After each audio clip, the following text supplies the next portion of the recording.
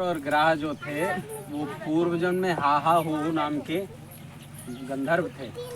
उस समय वो जल क्रीड़ा कर रहे थे और वहाँ ऋषि महात्मा लोग आते थे स्नान करने के लिए। स्नान करके संध्या वंदन, तो जैसे ही स्नान करने के लिए प्रवेश किया महात्मा ने तो उनका वो पैर पकड़ लिए। अब मुनि ने एकदम डर गए। तो वो जब वो डर गए तो आजकल मजाक नहीं करते हैं लोग, इस प्रकार से उसने हास्य विनोद किया। तो जैसे ही वो डरे वो हंस हा हो करके दोनों निकल पड़े।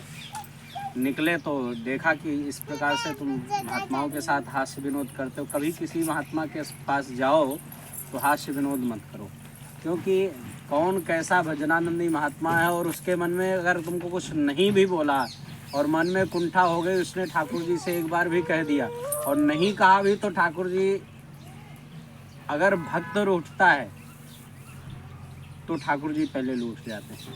ठाकुर जी रूठे तो कोई बात नहीं है, ठाकुर जी के रूठने में ज़्यादा कोई वो नहीं।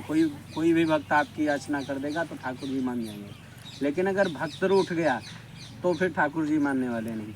इस प्रकार से जब वो निकले हंसने लगे तो उनको फिर वहाँ पे श्राप दिया कि जाओ तुम जिस प्रकार से क्रीड़ा करते हो इसी प्रकार से दोनों क्रीड़ा पशु बन जाओ, एक तो गजेंद्र बना दूसरा ग्राह बना। अब वो आकर के मुनि के चरणों में प्रणाम किया, दंडवत किया, हमारा उद्धार कैसे होगा? तो बोले उद्धार तो केवल भगवान ही कर सकते हैं। अब भगवान की इच्छा होगी तब वो उद्धार करेंगे। इस प्रकार से गजेंद्र और ग्राह की लीला हुई। वहाँ पर ठाकुर जी ने को उसने पुकारा है, 28 श्लोकों में स्तुति की है गजेंद्र ने। तब ठाकुर जी ने आकर के एवं व्यवसितो बुद्ध्या समाधाय मनोहृदय जापरम जापम प्राग जन्मनु, ये भागवत जी के गजेंद्र मोक्ष का पूरा अध्याय है। तो इस प्रकार से जब उसने स्तुति की ठाकुर जी की, तो ठाकुर जी एकदम से दौड़ करके आए। इतनी वेग से आए ठाकुर जी कि गरुड़ भी पीछे रह गए। मन की गति गरुड़ की है, वो भी पीछे रह गए और ठाकुर जी ने आकर के ग्राह का तो चक्र से सुदर्शन से सिर काटा है और गजेंद्र को ऊपर उठा लिया।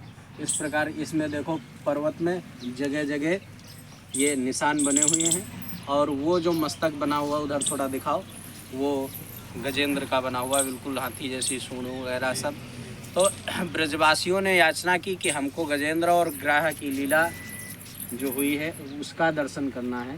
तो ठाकुर जी ने यहाँ पर उसी रूप में दर्शन करवाया है, तभी से ये लीला आज भी उसके चिन्ह ये बने हुए हैं।